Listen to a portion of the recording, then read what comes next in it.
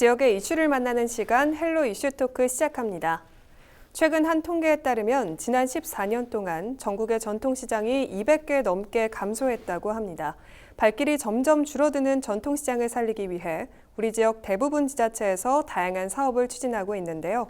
이 시간 이슈토크에서는 전통시장의 감소 현황과 함께 관련 대책은 무엇인지 알아보겠습니다. 지역 공공정책연구원 기화서 박사와 함께합니다. 안녕하십니까? 안녕하세요. 네, 반갑습니다. 앞서 말씀해드렸듯이 지난 14년 동안 전국에 있는 전통시장 200곳 정도가 문을 닫았다고 합니다. 현재 어떤 상황인지 짚어주시죠. 네, 얘기하신 대로 2006년 기점으로 해서 그 당시에 1610개 우리나라 전국에 네. 그랬던 것이 209개가 감소를 해서 2020년에는 네. 1401개만 운영이 되고 있다. 이런 상황인데 우리 경북 지역을 놓고 보면 더욱더 심각합니다. 네. 전국의 광역시도 중에서 전통시장 없어진 숫자 자체가 경북이 가장 많습니다. 그 다음이 이제 전남, 부산, 충남 순으로 이어지는데 네. 그 수치가 어느 정도냐면은요.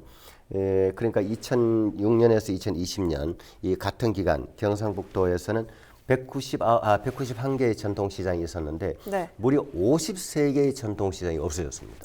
이 같은 기간에. 네. 자, 이게 어떤 문제가 또 야기되느냐면은 우리가 왜 생활하다 보면 전통시장 있는 그 주변 한 500m 정도 주변을 전통시장 생활 권역이라고 표현합니다. 네. 이 주변에 어떻게든 인구가 좀 바글바글 많이 움직이잖아요. 네. 그러니까 전통시장 하나가 없어지면 소위 말하는 전통시장 인근의 생활 권역 인구 자체도 감소를 한다는 겁니다. 이게 굉장히 이제 동반 문제가 된다는 거죠. 심각합니다. 네. 근데 이것이 수치가 어느 정도냐면 이제 경북만 놓고 봤을 때 네. 그렇게 전통시장이 없어짐으로 해서 전통시장 생활권역 인구가 10여 년 전에 50만에서 무려 8만 명이 줄어들어 버립니다. 그리고 8만 명이라는 숫자가요. 수도권의 8만 명이 아무도 아닐 수 있지만은 우리 경북 지역 이 지방에서 8만 명이라는 숫자는 엄청난 숫자입니다. 뭐 웬만한 하나 시군이 없어진다는 겁니다. 네. 굉장히 심각하죠. 네. 문경 인구가 보면 한 7만여 명 정도 되거든요. 그럼 문경 정도 도시가 하나가 없었다고 생각을 해야 되는 겁니다. 그래서 이 심각성을 굉장히 깊이 인식을 해야 된다. 네. 그리고 또 하나 이러한 그 전통시장을 중심으로 해서 살아가는 그 생활권역의 그 인구 감소 폭이 가장 큰 곳이 경북은 이 김천시, 그다음에 예천, 네. 그다음에 포항 순으로 이어지는데 다른 시군도 거의 뭐 동등하다고 보면 됩니다. 굉장히 좀 염려스럽죠. 네. 그리고 또 동시에 이런 전통시장이 있음으로 해서 그 주변에 뭐 작은 동네 슈퍼도 있고 뭐 편의점도 있고 있잖아요. 네. 이런 작은 그 소매 판매점들이 그런 것도 동시에 다 이제 부진을 면치 못하는 거죠. 장사가 안 되는 거죠. 그러니까 사람이 떠나가고 없으니까. 네. 이것을 단적으로 나타내는 지표가 바로 이제 소매점 판매 지수라는 것이 있습니다. 소매점의 판매액 지수. 이건 이제 소비 동향을 조사하기 위한 이제 그 지표거든요. 네. 이게 이제 경북을 놓고 봤을 때 2015년도를 정점으로 해서 100을 놓고 보면 수치가 이거 점점 90대로 내려오다가 2020년 들어와서는 이게 80대로 내려옵니다. 이 수치는 100을 중심으로 해서 수치가 내려오서 이건 안 좋다는 겁니다. 네. 불황이라는 얘기죠. 장사 안 된다는 얘기죠. 어쨌든 이 정도로 굉장히 심각합니다. 네. 그렇다면 이 전통시장이 사라지게 된 원인도 살펴볼 텐데요. 예전부터 이 대형마트가 전통시장의 침체의 주요 원인으로 꼽혀왔는데요. 대형마트가 전통시장을 압도하는 이유는 뭔지, 그리고 상생할 수 있는 방안은 없는 건지 말씀해 주시죠. 네, 지금 이제 한 두 가지로 얘기를 해야 되는데 먼저 그러면 전통시장이 왜 이렇게 됐는지 네. 그 이유를 좀 짚어볼 필요가 있는데 첫째 하나는 어쨌든 그 공룡 기업들, 대기업이 그야말로 뭐 그 골목 상권까지 다 들어갔잖아요. 이런 것들, 이런 영향 뭐 당연히 있는 것이고 네. 또 거기에다 이런 대형 그 유통업체들은 어쨌든 뭐 우리가 동네 마트 좀 큰 마트에 가면 네. 카트 있죠, 있죠. 주차장 넓은 공간이 있죠. 그리고 그 주차장까지 카트를 끌고 뭐 이 물건이 많아도 차에 와서 바로 이제 실을 수가 있고 편리하잖아요. 네. 이걸 전통시장에 따라갈 수가 없는 거예요. 그런데다가 또 요즘 웬만한 규모의 이 동네 마트만 돼도 직접 집으로 배송을 해주잖아요. 네. 바로 당일 배송. 오후에 장 보면 저녁 전까지 갖다 주는. 네. 이러니 이걸 따라갈 수 없는 거예요. 근데 자, 이 부분에서 그러면 무턱대고 전통시장 그 상인들, 전통시장이 무조건 못 따라간다고 볼 수는 없는 거고 전통시장 자체도 변화의 그 흐름에 늦었다. 그 첫째는 뭐냐면 이러한 그 당일 배송 그리고 이 주차 시설 등등 이런 좋은 시설들을 전통시장도 하려고 하면 어느 정도는 노력을 하면 가능했다. 뭐 가능한 네. 데도 있어요, 보면. 있는데 이런 부분에 있어서 어떤 면에서는 너무 좀 손 놓고 있었다. 이런 부분도 있고 또 하나는 어쨌든 간에 전통시장을 살리기 위해서 뭐 유통 대기업들 뭐 한 달에 한번 놀게 한다든가 했잖아요. 네. 근데 그러한 것이 오히려 전통시장으로 하여금 빨리 발빠르게 대응하고 우리도 따라가면 안 된다는 이 심리적 그 좀 급박함을 네. 오히려 완화시키지 않았나. 어, 오히려 정부가 그런 법을 만들어서 하니까 전통시장 보호를 하기 위해서 하니까 뭐 좀 나아지겠지라는 안이한 생각을 하게 만든 부추긴 역작용도 있다. 저는 네. 그렇게 판단을 하고 또 하나는 전통시장의 상인들 분들도 물론 고생하고 계십니다만 또 이제 좀 반성할 부분도 있죠. 가면요 카드 안 되죠. 네. 뭐 그다음에 뭐 좀 교환 뭐 환불 하러 가면 뭐 이렇게 좀 불친절하게 안 된다 그러죠. 네. 무조건 현금 내라 그러죠. 현금 내면 10% 할인해 준다 그러죠. 뭐 네. 가격 부리치게 하죠. 그리고 현금 영수증 발급 안 해주죠. 뭐 이러니 소비자들로서 불편한 거예요. 이런 부분들도 좀 반성을 할 필요가 있다. 이런 상황에서 그야말로 유통 대기업들은 네. 뭐 물건도 값싸고 양질의 제품 있잖아요. 가면 노브랜드 라면, 노브랜드 생수 많잖아요. 값 네. 저렴하고 네. 동네 뭐 이 편의점 가서보다 훨씬 저렴한 거 이런 걸로 막 공략을 하니까 전통시장이 그렇지 않아도 이 디지털 상황에 이 전환이 늦었는데 어떻게 따라가겠습니까? 예, 좀 많이 아쉽죠. 네, 좀 아쉬운 상황이 계속해서 이루어지고 네. 있는데요. 이어서 전통시장의 주차장 부족 문제도 함께 짚어보겠습니다. 우리 지역의 전통시장을 쭉 둘러보면요. 네. 대부분 어르신분들이 많이 이용하시고 또 대중교통을 주로 이용하시는 모습을 많이 볼 수 있는데요. 그런데 반면에 젊은 층분들이 주차 공간이 없어서 네. 이용하시는데 굉장히 어려움을 겪고 있다고 들었거든요. 네. 그 이 부분은 뭐 상식적인 면이죠. 지금 뭐 그야말로 마이카 시대에 네, 뭐 가까운 동네에 뭐 아주 가까운 데 가도 뭐 젊은 친구들이 일단 차를 가지는 습관을 가지고 있는데 네. 전통시장에 접근하기 위해서는 주차장 없으면 안 가려고 그러죠, 당연히. 그렇죠. 그리고 복잡하죠. 주차 공간이 없죠. 그리고 또 핵심적인 것이 물건을 사면 일단은 무게가 있잖아요. 네. 그래 이제 마트라든지 편의점, 마트라든지 큰 시설에 가면 카트가 있어 카트기를 가지고 이용할 수 있는데 전통시장 그거 불가능하잖아요. 그러니까 주차 부분에서 당연히 좀 불평을 하게 되고 그러다 네. 보면 어떻게 되면 안 가게 되잖아요, 문제는. 그렇죠. 아우 전통시장은 아우 불편해. 이렇게 득식이 성립돼 버리니까 네. 이제 그런 부분인데 그러다 보니 이제 실제로는 이런 부분들 모든 지자체가 다 인식하고 있어요. 네. 그래서 실제로는 많은 그 지자체에서 지금까지도 그 공영 주차장을 많이 만들어 왔습니다. 네. 근데 이제 앞으로도 계속 그렇게 하겠죠. 뭐 바로 최근만 해도 예천군의 경우에도 이제 공설 이 주차장 네. 무려 이제 6곳을 조성하고 있어요. 많은 예산 들여서 하고 있고 뭐 의성군의 경우에도 또 이제 새롭게 지금 공영 주차장을 건립했고 네. 그다음 또 하는 이제 봉화군의 경우는 무려 예산을 70억 이상 들여가지고 지금 그 주차 타워 네. 그 전통시장 인근에 주차 타워와 그리고 이제 아케이드 이제 비가림막 이제 네. 있잖아요. 이제 지붕 같은 이런 거 뭐 다 추진을 하고 있는데 어쨌든 저는 좀 더 빨리 움직였어야 된다. 그리고 네. 빨리 이제 소비자들의 불편을 덜어줘야만이 전통시장을 찾는다. 이제 아까 잠시 얘기했는데 네. 그 전통시장을 이용하는 그 고객층을 좀 이 나이대를 보면은요. 네. 60대 이상은 얘기하신 대로 네. 뭐 대중 그 버스 이용하죠. 한데 그 수치가요 30%안 됩니다. 안 돼요. 그러면 나머지 연령층에서 많이 이용하느냐 보면 또 그렇지도 않아요. 네. 오히려 20대 이하가 한 16% 돼요. 그럼 20대 이하 어린이 청소년은 무슨 전통시장을 갈까? 이런 의문이 들잖아요. 네. 근데 그건 어른 따라가는 거예요. 아. 어른들 뭐 장보러한테 따라가고 뭐 좀 심부름 가기도 하고 네. 그런 건데 근데 또 어떻게 보면 또 이제 30대 연령층도 한 13% 정도가 이용을 해요. 고객층이 있어요. 네. 근데 이런 부분은 저는 여기에 우리가 좀 주목을 해야 된다. 왜냐? 자, 30대 정도 젊은 친구들도 13%대 정도는 이용 고객이다 보면 네. 그 사람들을 공략할 수 있는 마케팅 전략을 짜야 되죠. 그 대표적인 이제 우리 뒤에 얘기 나오겠습니다만 청년몰 같은 건데 네, 네. 어쨌든 이런 부분에 대해서도 좀 전략적인 고민을 하면 저는 상생 또는 조금 변화의 바람을 좀 만들어내는 것도 완전히 불가능하다라고 생각은 하지 않아요. 네.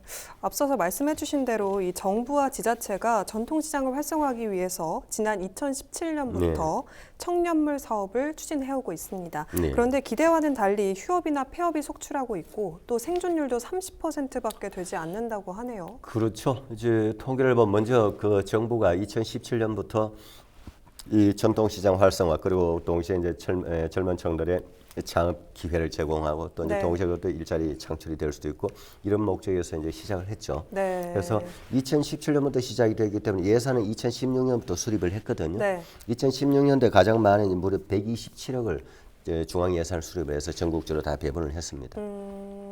이것이 얘기하셨던 대로 점점점 이것이 실패 상황으로 가니까 또 정부 지원 예산도 점점 줄어들었어요. 127억에서 지금 뭐 쭉쭉쭉 줄어들어서 지금 뭐 최근에는 뭐 한 30억, 40억대 정도로 줄어들어가는 상황인데 어쨌든 뭐 그럴 수밖에 없다고는 보여지는데 먼저 수치로 보면은요. 전국에 672개의 청년몰이 있었는데 그야말로 이것이 40%대 정도 아예 뭐 폐업을 해버렸다. 그리고 또 하나는 개점을 해서 청년몰을 오픈해서 1년도 안 된 사이에 이 폐업을 하는 경우도 뭐 40%가 넘는다. 그렇게 보면 얼핏 보면 이거 완전 실패 정책 아니냐라고 생각을 해요. 그렇지는 또 않아요. 뒤에 또 제가 상황이 되면 얘기하겠습니다만 또 성공한 사례도 있어요. 그래서 100% 아니다라고만 얘기할 수는 없고. 근데 또 그러면 어떤 부분을 또 봐야 되냐면 이 청년몰에서 그럼 이 청년들이 뭐 하고 있나를 봐야 될 거 아니에요. 보면 가장 많은 게 뭘까요? 음식이에요. 뭐 그건 또 뭐 당연하겠죠. 일단 먹거리가 없으면 또 불가능한 것이고 그 외에 뭐 공방, 뭐 이런 또 문화예술 관련되는 건 뭐 또 좀 프로세스하기도 하고 이런데 어쨌든 제가 봤을 때는 이 업종의 좀 다양화도 필요한데 어쨌든 이런 가운데서도 한 13% 정도는요 잘 돼서 그 인근 시장 그 안에서도 처음에 작은 점포로 좀 시작하잖아요. 청년몰. 근데 잘 돼서 확장 이전한 경우도 13.8% 있어요. 다 실패한 게 아니라는 얘기죠. 그래서 이런 부분을 저는 좀 참고를 할 필요가 있다. 뒤에 이제 그럼 앞으로 어떻게 나갈까에 대해서는 또 상황이 되면 또 언급을 좀 하도록 하겠습니다. 네, 알겠습니다. 그렇지만 말씀하신 대로 청년몰들이 대부분 큰 위기를 겪고 있는 상황이 많은데요. 이렇게 청년몰이 살아남기 어려운 이유는 뭔지 궁금하거든요. 이 부분도 저는 한 4가지 정도로 얘기를 좀 해드리고 싶은데 첫째 하나는 도시의 청년들이 전통시장이라는 소위 부모 세대에서의 중심으로 이루어진 그 이 시장 환경에 가서 장사를 한다는 게 쉽지 않다는 거죠. 적응이 쉽지 않다. 두 번째는 그 청년들이 어떤 면에서는 조금 쉽게 안이하게 생각해서 들어갔는 경우. 그러다 보니까 장사의 역량이 부족한데 가서 자신감만 가지고 하면 되겠지라는 과도한 생각. 그것이 이제 불러오는 문제가 있고 또 하나는 이제 막상 들어가서 영업을 해보니까 기존의 장사에 해오는 기존 상인들이 있을 거 아닙니까? 그 상인들과 인간관계 갈등 이런 것들을 적절하게 해소를 못하고 있고 또 하나는 이제 청년들 스스로가 정부 지원금에만 기대어서 일정 부분 조금 하는 척하고 정말 사활을 걸고 열심히 하지 않더라라고 하는 주변의 생각들, 주변에 보는 사람들 많이 있잖아요. 그런 부분들도 한몫하고 있다라고 이제 그렇게 생각을 하는데, 근데 이제 이걸 또 조금 이제 저와 같이 전문적으로 좀 봐보면 무조건 이렇게 또 이 부정적으로 볼 것만이 아니고. 우리가 앞서서 연령대 봤잖아요. 전통시장을 이용하는 연령대 봤을 때 젊은 층 없잖아요. 다시 말하면 전통시장을 찾는 젊은 수요자들을 근본 없는 상태에서 장사하는 청년만 딱 넣어놓으니 갑자기 장사가 된다고 그거는 보장할 수 없는 거죠. 그러니까 청년만 탓할 문제는 아니다.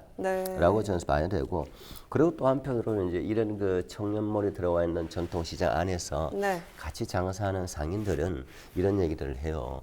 왜냐하면 그런 연세가 든 상인들 경우에는 그런 젊은이들 들어오는 게 좋거든요. 뭔가 좀 젊어 보이고 또 젊은 사람도 또 시장에 오게 되고 일정 부분은.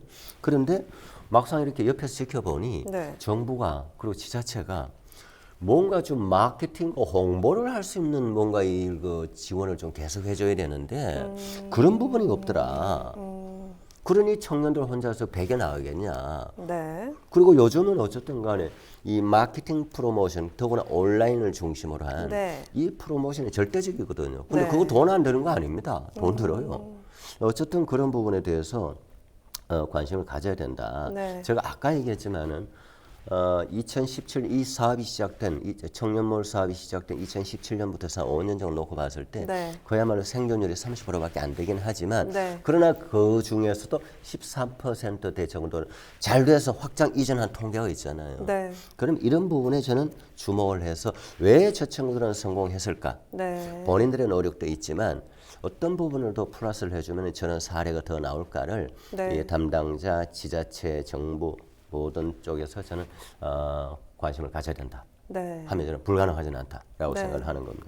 네, 성공적으로 청년몰이 살아남기 위해서는 어떻게 해야 되는지 말씀해 주셨는데요. 그리고 또 한 전문가께서는 전통시장이 활성화되기 위해서 대형마트 규제에만 집착하지 말고 온라인 플랫폼 혁신에 나서야 된다라는 주장이 나오고 있는데요. 이번 내용도 짚어주시죠. 그렇죠. 이 부분은요. 우리가 2012년도에 이제 대형 마트들 이제 강제 휴무제를 시행을 했습니다. 전통시장 보호하려고 네. 해줬는데 그러면 그 휴무한 날에 전통시장 장사가 되게 잘 되느냐? 조금 괜찮은 것도 있다고 네. 하는데 그게 100% 영향을 미치는 좋은 영향을 미치는 건 아닙니다. 그러니까 다시 말해서 지금 대형 마트들은 빅데이터, 인공지능 이런 걸 인공지능 AI를 접목해서 네. 고객 수요를 파악하고 신속하게 대응하잖아요. 근데 전통시장이 못 따라오는 거 아닙니까? 근데 이게 또 다 전통시장이 못 따라온다고 볼 수 없는 것이 서울 강동구의 암사시장이라고 있어요. 네, 네. 이 암사시장은요, 지금 우리가 모바일 네이버 들어가면요, 암사시장 치면은 네이버에 스마트 스토어가 개설되어 있습니다. 거기에 그 먹거리들 다양하게 제일 위에 올라와 있어요. 네. 그런 노력들 해서 잘 되는 사례도 있다. 네. 그래서 저는 그야말로 이 디지털 시대의 온라인 플랫폼으로의 저는 도전을 네. 저는 다른 전통시장도 빨리 해야 된다라고 생각을 합니다. 네, 이번에는 전통시장의 안전 문제도 함께 짚어볼 텐데요. 네. 최근 전통시장 곳곳에서 화재가 계속해서 발생하고 있습니다. 한 자료에 따르면 전통시장에 IoT 감지기가 설치가 부족하다는 이야기가 나오고 있거든요. 관련 내용도 짚어주시죠. 예, 이 부분은 가장 핵심적으로 저는 너무나 생생하게 기억을 하는데 대구의 서문시장 아시죠? 네. 워낙 전국에서도 유명한 시장이고 대구 인근에서 가장 큰 시장인데 그 서문시장 화재는 유명해요, 역사적으로. 네. 거의 한 5, 6년 단위로 주기적으로 대형 화재가 터져서 전국 유수화되고 이런 경우가 너무 많았거든요. 네. 근데 바로 얼마 전, 한 5년 전 2016년도였죠. 그때도 대구 서문시장 엄청나게 큰 불이 나잖아요. 상가 하나 자체가 완전히 없어져 버린 정도의 네. 대형 화재가 나버렸고 또 지난해였죠. 지난해 9월 가을쯤에 이제 영덕에 이제 전통시장에 또 불이 났고 이렇게 화재가 많이 나는데 그러면 전통시장에서 화재가 많이 나는 것은 대부분의 전기 합선 또는 누전입니다. 네. 가게 점포들이 타타타타 붙어 있잖아요. 그러니까 그 전기선 관리가 잘 안 되기도 하고 또 네. 노후화되어 있고 이러다 보니까 이제 필요한 것이 뭐냐? 점포에 불이 날 경우에 네.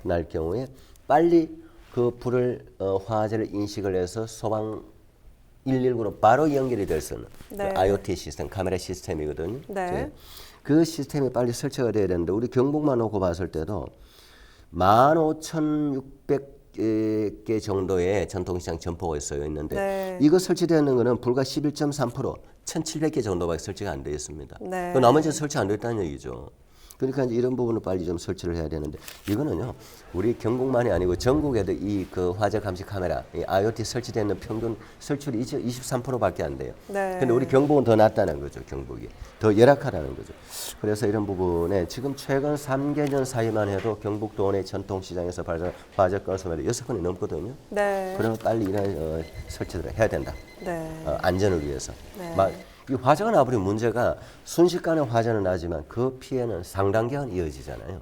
이 복구를 하기 위해서 시간이 걸리고. 네. 예, 그래서 저는 이런 안전을 위해서는 바로 이런 시설들 비용이 좀 들지만 좀 지원을 하든 아니면 그 영업하는 스스로가 설치를 해야 된다라고 생각을 합니다. 네, 오늘 말씀 여기까지 듣도록 하겠습니다. 지금까지 우리 지역의 전통시장 문제부터 활성화 방안까지 살펴봤습니다. 이 시간 헬로 이슈 토크는 여기까지입니다. 시청해주신 여러분 고맙습니다.